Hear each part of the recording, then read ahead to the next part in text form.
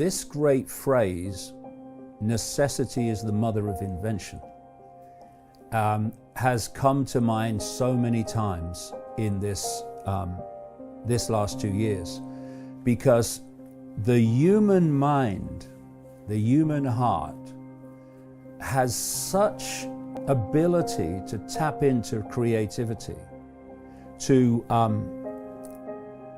see other ways of doing things, that dependency, not just, funnily enough, financial dependency on the system, but perceptual dependency has stopped happening. I'll give you an example. I've spoken at the Oxford Union a few times, not for a long time, but for a few times, the debating society at Oxford University. And you turn up and they give you a bit of a meal beforehand at a local hotel, and you go and debate. And there were some students sitting around the table while I'm sipping my soup. And there was one kid, he was only a teenager, and he could not comprehend any society that was not hierarchical in nature. Couldn't comprehend it. I can't see how it could be done without hierarchy and all that stuff. And what he had was perceptual dependency on the system. It had programmed him, and so many people are, programmed him to believe that the system's way and the system's structure is the only way it can be done. And what's happening now, as people's ability to operate in the system becomes challenged, they're having to look at other ways of doing things. And this is starting, it's only starting, but it can grow very fast. It's starting to trigger this innate, untapped, locked away creativity and ingenuity that humans have in abundance. And so we can take this creative destruction and we can take it in another direction if we choose. And I'm absolutely, and always have been, a supporter of devolution of power to communities, to the individual. I'm not talking about devolution to Scotland and Wales, that kind of devolution. I mean devolution of power to the individual and to the community. So the community decides what happens in the community. The individual decides what happens in the individual's life, and therefore has freedom of choice to go where they want to go, rather than a top-down hierarchy telling them where they're going to go.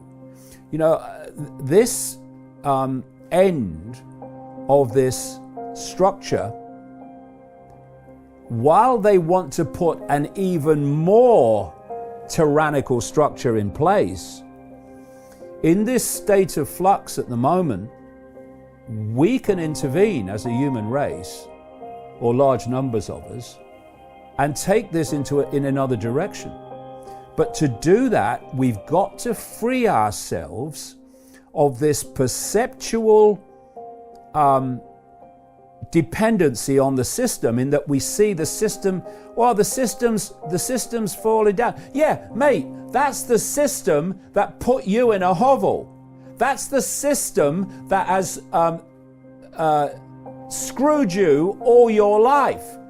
That's the system that stopped your children going to bed without being hungry.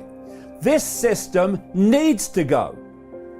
What it doesn't need to do is be replaced by the Great Bloody Reset, which is even more tyrannical than this one. So we have an opportunity here to take it in another direction. And,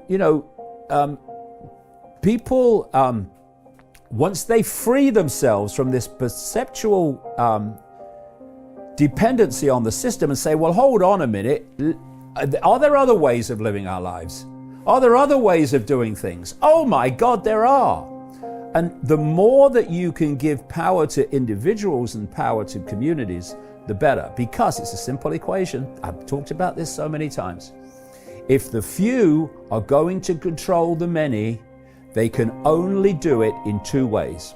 Controlling the perceptions of the many so that the many behave as the few want, and two, they have to centralize decision making. Otherwise, they can't control. So what has happened? We started off in, and this goes back a very long time. What's happening now is just the end game.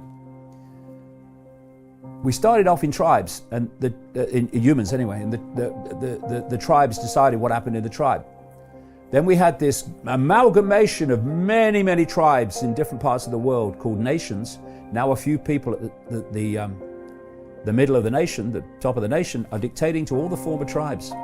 Then in the European Union, the nations start getting pulled together. Now they're being dictated to by a few in Brussels, mostly unelected, in fact overwhelmingly, almost entirely unelected. Then you had this phenomenon called globalization. And globalization is what? It's the centralization of global power in every area of our lives. So what's happened at each stage of this process is fewer and fewer people have had more and more power over more and more people. This is how the few have taken the world over, through this centralized global hierarchy. Now, people say, what's the solution? Well, my view is I'm not interested in solutions, because solutions invariably lead to more problems which require more solutions. What I'm interested in is removing the cause of the bloody problem. And so if you've got a problem and you remove the cause, problem's gone. Has to. Because the problem is just an expression of the cause. Take the cause away, gone. Got me fingers in hot water. What's remove the cause? I'll take it out. Oh, thank you. That's it. Don't stay in there. Say, oh, can you turn it down a bit? I mean, no, you take your finger out. You remove the cause of the problem.